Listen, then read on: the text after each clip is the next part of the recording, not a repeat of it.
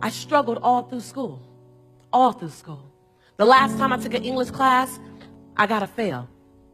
And my English teacher said, Lisa, you have to be the weakest writer that I've ever met in my entire life. I recommend you get a desk job and you never speak in public. I look at my life, and for 18 years, I wouldn't touch a microphone. I wouldn't do anything near speaking. As much as I love speaking, I was afraid, say afraid. I was afraid of being judged. And this conversation today is about confronting your fear. Confronting your fear. And I remember for years I wouldn't speak. People would say, God, you should be a speaker. I said, no. My teacher told me. My teacher said I shouldn't speak in public. And he's a speech teacher. He knows better. And so I got a job in accounting. I was horrible at it. I was in collections. I want to be liked too much to be in collections. Like, my ultimate goal is that people love me. So I'm in collections. I'm calling people, telling them they have to pay. They're telling me that they can't pay. My child is in college, I can't pay. And I go, oh, okay. Well, you know what?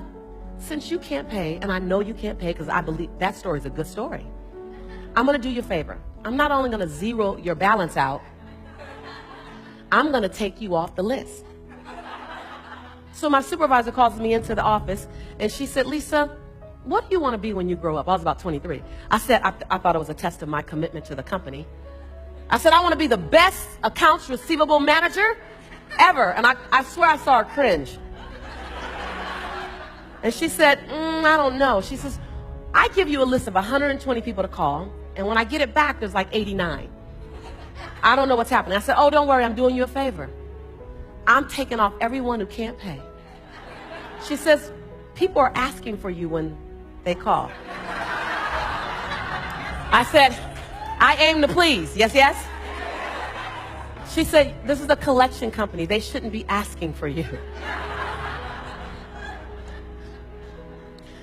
She said, I have to release you to find your dream. I said, release me to find my dream. Do I clock in tomorrow and look for it here? She said, no.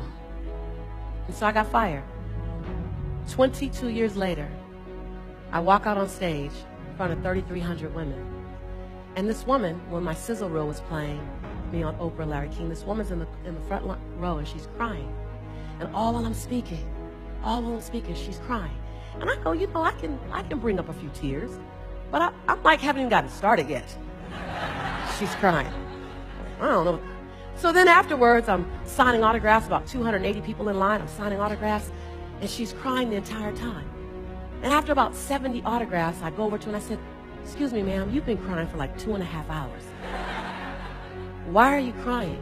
She said, because 22 years ago, I released you to find your dream, and you found it. That was the same woman who fired me. Yes, yes? Let me tell you something. Some of your fears come out of something someone said about you. Some of your best motivation came wrapped in sandpaper. Some of your best motivation didn't come wrapped in love and came with warm cookies and milk. It came wrapped in sandpaper. It came wrapped in thorns. It came wrapped in that divorce. It came wrapped in the loss of a loved one. It came wrapped in something that didn't work. Some of your best motivation that you needed, some of the best lessons that you need to learn came wrapped in sandpaper. Yes, yes? Yes, yes? Your job is to take the information, to take the lesson, and to take the opportunity and use it to fuel you, not make you afraid.